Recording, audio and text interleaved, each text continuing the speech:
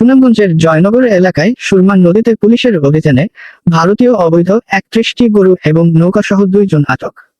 সুনামগঞ্জ থেকে কুলেন্দু শেখর দাসের পাঠানো তথ্য ও ভিডিওচিত্রে দেখুন বিস্তারিত। সুনামগঞ্জের দোয়ারা বাজারে ভারতীয় সীমান্ত দিয়ে অবৈধ একটি গরুর চালান দেশের ভেতরে নিয়ে আসার পর চোরাকারবারীরা এই অবৈধ 31টি গরুর চালান নৌকাযোগে সুরমা নদী দিয়ে সুনামগঞ্জ হয়ে জামালগঞ্জের জয়নগর বাজার দিয়ে যাওয়ার পথে এই চোরাই গরুসহ নৌকাটি আটক করেছে সদর থানা পুলিশের একটি দল। বুধবার বিকালে সুনামগঞ্জ সদর থানার এসআই মাহমুদুল হাসানের নেতৃত্বে পুলিশের একটি দল গোপন সংবাদের ভিত্তিতে সুনামগঞ্জ থেকে সুরমা নদী দিয়ে জামালগঞ্জের জয়নগর এলাকায় যাওয়ার সময় জয়নগর বাজারের নদীতে চোরাকারবারি চক্রের 2 চোরাকারবারি এবং অবৈধ 31টি ভারতীয় গরুর চালানসহ নৌকাটি আটক করেন। তবে এই চোরাই গরুগুলোর সাথে জড়িত সন্দেহে সুনামগঞ্জের দোয়ারাবাজার থানার নরসিংহপুর ইউনিয়নের নরসিংহপুর গ্রামের ছেরাগ আলীর ছেলে আনসার আলী 30 ও তার সহোদর আরেক চোরাকারবারি আশিক মিয়া 20 কে আটক করা হয়েছে। খবর পেয়ে সুনামগঞ্জ সদর থানার অফিসার ইনচার্জ মোহাম্মদ রতন শেখ ঘটনাস্থলে গিয়ে গরুসহ 2 জনকে আটক করে নিয়ে আসেন। আটককৃত ইঞ্জিন চালিত নৌকাসহ 31টি গরুর মূল্য আনুমানিক 30 লাখ টাকা হবে। সুনামগঞ্জের সীমান্তবর্তী উপজেলা দিয়ে আইন শৃঙ্খলা বাহিনীর চোখ ফাঁকি দিয়ে প্রতিনিয়ত চোরচক্রগুলো ভারত থেকে অবৈধভাবে গরু, মাদক ও কসমেটিক সহ বিভিন্ন ধরনের পণ্য দেশের ভেতরে নিয়ে আসছে। এ নিয়ে সীমান্ত এলাকায় যেকোনো সময় অনাকাঙ্ক্ষিত দুর্ঘটনার আশঙ্কা প্রকাশ করেছেন সীমান্ত এলাকার মানুষজন।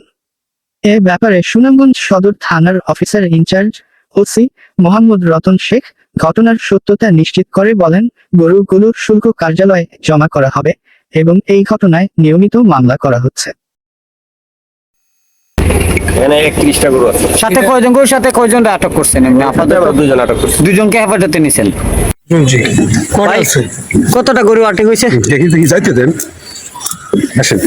আপনারা জানেন যে আমি নতুন জয়েন করছি নির্বাচনকালীন। এর আগে আমি কোম্পানিগঞ্জ থানার অফিসার ইনচার্জ হিসেবে কর্মরত ছিলাম। আমি এখানে আসার পর প্রথমে 2টা জিনিস আমরা একেবারে নিষিদ্ধ ঘোষণা করতে চাচ্ছি এবং আমাদের ঊর্ধ্বতন অফিসাররা যে আমাদেরকে বলছে যেখানে মাদক এবং চোরাচালান যাতে নির্মূল করা যায় সেই কাজ আমরা করছি। সেই কাজের অংশ হিসেবে আজকে আমরা চোরাচালান বিরোধী অভিযান পরিচালনা করছি পৃথক 2টি ঘটনায়।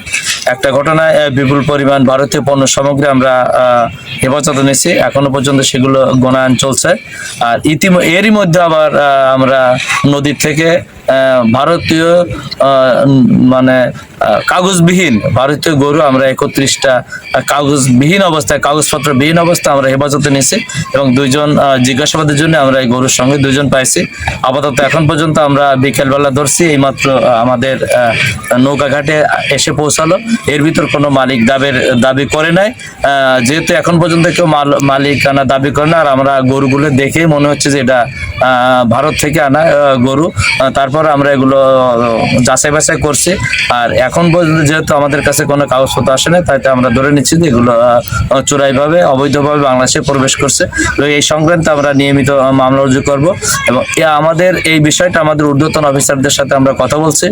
আমি কাস্টমারের সাথে কথা বলছি, যেটা আপনারা জিজ্ঞাসা জানতে চাইছিলেন যে গরু আমাদের কাছে থাকলে হয়তো যে তার যে খরচ হয় সেই খরচটা যদি কমানো যায়, কাস্টমার্সের মাধ্যমে যদি বিক্রয় করে টাকাটা রেখে দেওয়া যায়, সেইটা আপনারা আমাদেরকে পরামর্শ দিচ্ছেন। আপনাদের পরামর্শ আমরা গুরুত্ব সহকারে বিবেচনা করব এবং এই বিষয়টা আমরা আমাদের ঊর্ধ্বতন অফিসারদের সাথে কথা বলে ব্যবস্থা নেব। আপনাদেরকে সবাইকে ধন্যবাদ। আসসালামু আলাইকুম। ধন্যবাদ।